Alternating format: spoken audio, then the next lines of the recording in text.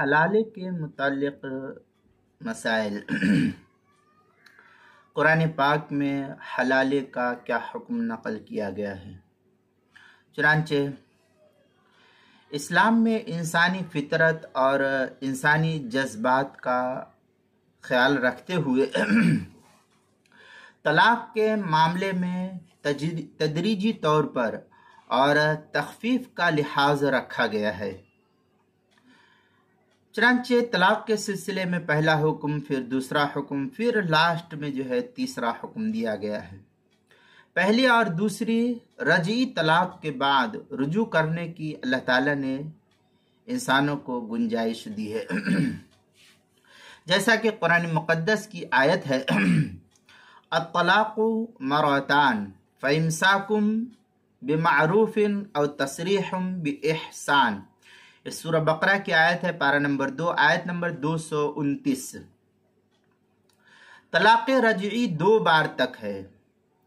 اس کے بعد دستور کے موافق بیوی کو رکھ لینا یعنی رجوع کر لینا ہے، یا مناسب انداز میں بیوی کو چھوڑ دینا ہے۔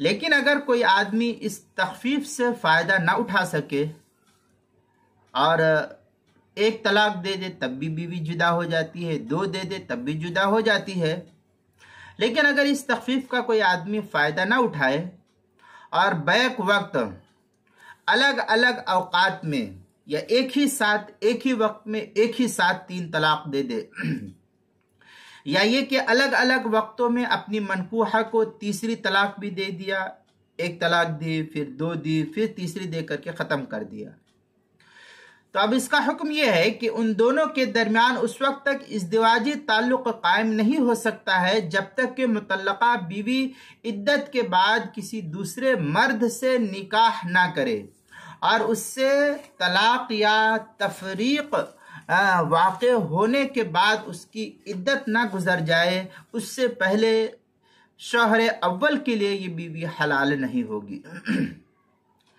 چنانچہ اس سلسلے میں اللہ تعالیٰ کا فرمان ہے فَإِن طَلَّقَهَا فَلَا تَحِلُّ لَهُ مِن بَعْدُ حَتَّى تَنكِحَ زَوْجًا غَيْرَهُ فَإِن طَلَّقَهَا فَلَا جُنَاحَ عَلَيْهِمَا أَن يَتَرَاجَعَا إِن ظَنَّا أَن يُقِيمَا حُدُودَ اللَّهِ وَتِلْكَ حُدُودُ اللَّهِ يُبَيِّنُهَا لِقَوْمٍ يَعْلَمُونَ۔ یہ سورہ بقرہ کی آیت ہے، پارہ نمبر 2، آیت نمبر 230۔ پھر اگر اس عورت کو یعنی جو اس کی منکوحہ تھی تیسری طلاق دے دی تو وہ اس کے لیے اب حلال نہیں، یعنی اس مرد کے لیے جس نے طلاق دیا ہے اس کے لیے حلال نہیں ہے، یہاں تک کہ یا تاکہ اس کے علاوہ کسی اور شوہر سے نکاح کرے۔ پھر اگر وہ دوسرا شوہر طلاق دے دے، اس عورت کو طلاق دے دے، تو ان دونوں یعنی پہلے شوہر اور مطلقہ بیوی پر کچھ گناہ نہیں کہ وہ باہم مل جائیں یعنی نکاح کر لے۔ اگر اللہ کے حکم کو قائم رکھنے کا اس کا